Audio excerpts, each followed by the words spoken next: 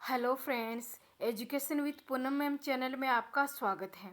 हमने जो series start की थी जिसके अंदर यूपीएससी, आईएएस, पीसीएस और ईएफपीओ है, उसके मोस्ट इम्पोर्टेंट क्वेश्चन है वो हम इस सीरीज़ के अंदर डिस्कस कर रहे थे। तो आज हमारा नेक्स्ट लेसन है जिसके अंदर कुछ महत्वपूर्ण क्वेश्चन है, उनके बारे में हम डिस्कस करेंगे। ये आने वाले एग्ज़ाम के अंदर आपको बहुत ही फ़ायदा देंगे, जिससे आपको पता चलेगा कि किस प्रकार के टॉपिक हैं वो एग्ज़ाम के अंदर पूछे जाते हैं और किस प्रकार के क्वेश्चन हैं वो एग्ज़ाम में देखने को मिलते हैं। तो जो आज का लेक्चर है वो स्टार्ट करते हैं। ये क्वेश्चन बहुत ही महत्वपूर्ण है, आपको ये क्वेश्चन देखने को मिलेंगे, तो आप इस लेसन को पूरा कंप्लीट वो कीजिए। तो चलिए आज का लेसन है वो स्टार्ट करते हैं। पहला क्वेश्चन है, हाल ही में लिविंग ट्री सिद्धांत पर बहस चल रही है। सही कथन का चयन करें जो लिविंग ट्री सिद्धांत के अर्थ को अच्छी तरह से व्याख्यायित करता है। पहला है, पवित्र वृक्षों की रक्षा के लिए, क्योंकि कुछ समुदायों द्वारा उन्हें जीवित भगवान माना जाता है। दूसरा है, इसके अनुसार जलवायु परिवर्तन के प्रभाव से पृथ्वी की रेखा के लिए देशों को युद्ध स्तर पर पर्यावरण पर ध्यान देना चाहिए।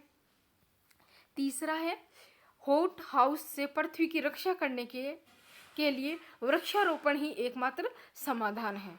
और चौथा है, ये संविधान को एक विकसित और कार्बनिक उपकरण है वो मानता है। तो जो लिविंग ट्री सिद्धांत है वो क्या है उसके बारे में हमें बताना है। तो जो है कि ये संविधान को एक विकसित और कार्बनिक उपकरण है वो मानता है। तो जो लिविंग ट्री सिद्धांत है उस पर उसका जो अर्थ है वो है कि ये संविधान को एक लिविंग कार्बनिक पदार्थ है वो मानता है, कार्बनिक जो उपकरण है वो मानता है। नेक्स्ट क्वेश्चन देखते हैं। यह राष्ट्रीय उद्यान पूर्व हिमालयी जैव विविधता हॉटस्पॉट के किनारे स्थित है और इसमें बाघों का सर्वाधिक गंतव्य है। इसे यूनेस्को के अनुसार विश्व धरोहर स्थल के रूप में सूचीबद्ध किया गया है और यह बाघ अभ्यारण्य के रूप में भी सूचीबद्ध है। ये संदर्भ किस राष्ट्रीय उद्यान के संबंध में है? तो जो ये क्वेश्चन के रूप अंदर जो जानकारी दी गई है ये कि कौन से जो राष्ट्रीय उद्यान है उसके बारे में है। कंचनजंगा राष्ट्रीय उद्यान, मानस नेशनल पार्क, ओरनग नेशनल राष्ट्रीय उद्यान और काजीरंगा राष्ट्रीय उद्यान। तो जो राष्ट्रीय उद्यान है ये पूर्वी हिमालय का जो जैव विविधता हॉटस्पॉट है वहाँ पे स्थित है और यहाँ सर्वाधिक जो बाघों का जो सर्वाधिक घनत्व है वो पाया जाता है और इसको जो यूनेस्को है उसकी भी विश्व धरोहर में भी इसको शामिल किया गया है। तो जो काजीरंगा राष्ट्रीय उद्यान है ये इसके बारे में बताया गया है कि काजीरंगा राष्ट्रीय उद्यान को यूनेस्को की विश्व धरोहर है उसमें सम्मिलित किया गया है। नेक्स्ट है, हाल ही में FSSAI ने रूको प्रयुक्त पाक कला तेल का पुनरुत्थान पहल शुरू की है। रूको के संबंध में निम्नलिखित कथनों पर विचार कीजिए। तो पहला है, इसका मुख्य उद्देश्य प्रयुक्त खाना पकाने के तेल का संग्रह और उसके बायोगैस में रूपांतरण को सक्षम करना है। दूसरा है, FSSAI के मुताबिक कुल टोटल पोलर कंपाउंड की अधिकतम स्वीकार्य सीमा 50% पर निर्धारित है और इसके बाद खाना पकाने का तेल उपयोग के लिए असुरक्षित है। तो नीचे दिए गए कूट का सही कथन का चयन करना है। तो केवल एक, केवल दो, एक और दो दोनों, ना तो एक और ना ही दो। तो इसमें एक भी कथन है वो सही नहीं है। जो दिया गया है रुको के बारे में उसमें से एक भी कथन है वो सही नहीं है। नेक्स्ट है, इस मकबरे को दुनिया में एक एकल गुम्बद द्वारा कवर किए गए हैं सबसे बड़े स्थान का गौरव प्राप्त है। इस परिसर में एक नकारखाना यानी कि ड्रम हाउस और एक उत्कृष्ट ध्वनिक प्रणाली इको है जिसे गहरे भूरे रंग के बेसाल्ट से बनाकर प्लास्टर द्वारा सजाया गया है। ये संदर्भ निम्नलिखित में से किस रचना से संबंध है? जामा मस्जिद, हुमायूं का मकबरा, गुब्ज श्रीरंगपट्टनम और गोल गुम्बज बीजापुर। तो जो ये गुम्बज है एकल गुम्बज, तो दुनिया का एकल गुम्बज है और इसका जो परिसर है इसमें नकारखाना, ड्रम हाउस और जो उत्कृष्ट ध्वनिक प्रणाली इको है और इसका जो कलर है वो गहरे भूरे रंग के बेसाल्ट से इसको प्लास्टर से बनाया गया है। ये किसके बारे में चर्चा की गई है? तो ये चर्चा की गई है गोल गुम्बज बीजापुर के बारे में। नेक्स्ट है, यह राष्ट्रीय उद्यान एक हाथी और बाघ अभ्यारण्य के रूप में उल्लेखनीय है।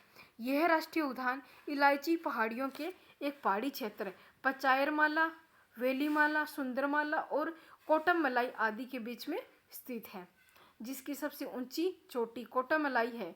केरल की जीवन रेखा कहलाने वाली नदी का भी इसी उद्यान से उद्गम है, वो इसी उद्यान से होता है। और यह संदर्भ किस राष्ट्रीय उद्यान से संबंधित है?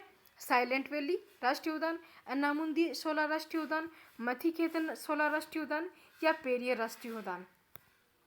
तो ये किसके बारे में बताया गया है कि यह एक राष्ट्रीय का जो राष्ट्रीय उद्यान है, यहाँ एक हाथी और बाघ अभ्यारण्य के रूप में इसको उल्लेखित किया गया है। यहाँ इलायची पहाड़ियाँ हैं और जो पहाड़ी क्षेत्र है पचायरमाला, वेलीमाला, सुंदरमाला, कोट्टमलाई आदि इसके अंदर स्थित हैं। तो ये कौन सी है? हो रही है केरल की जीवन रेखा है, जो नदी है उस वहाँ से इसका उद्गम होता है। तो जो पेरियर राष्ट्रीय उद्यान है उसके बारे में बताया गया है। तो ये पेरियर राष्ट्रीय उद्यान उससे संबंधित है, ये केरल के अंदर स्थित है। नेक्स्ट है तुर्की अमेरिका विवाद के कारण भारतीय रुपये में गिरावट आई। ऐसा कौन सा क्षेत्र है जो शायद अवमूल्यित मुद्रा से लाभ प्राप्त कर सकता है?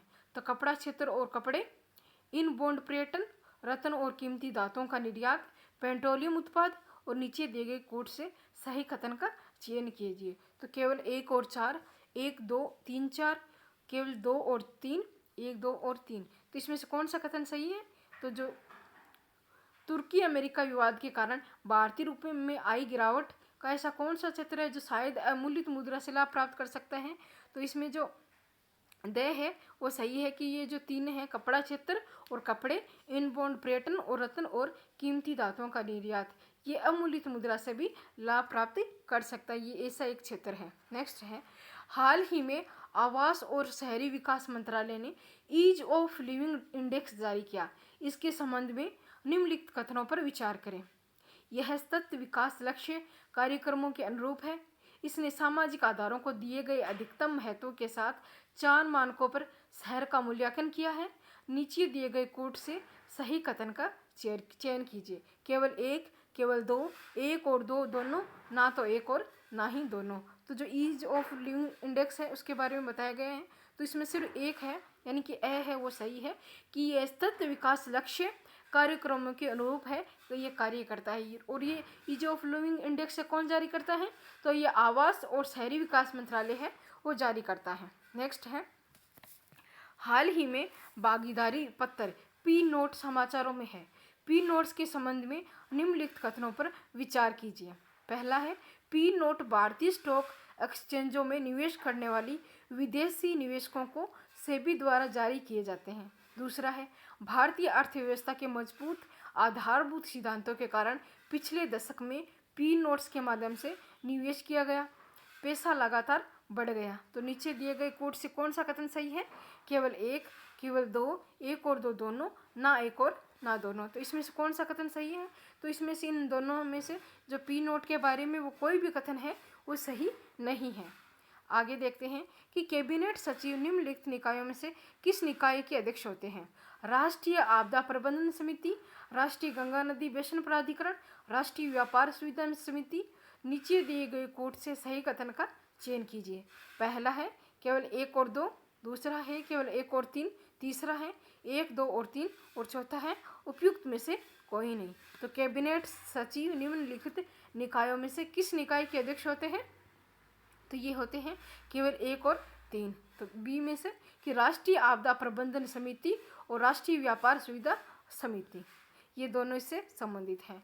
नेक्स्ट है यह पौधा मूलतः मेक्सिको का है, जहाँ इसे मेसिक वट कहा जाता है, लेकिन अब यह भारत समेत दुनिया भर में इनवेसिव नस्ल का हो गया है।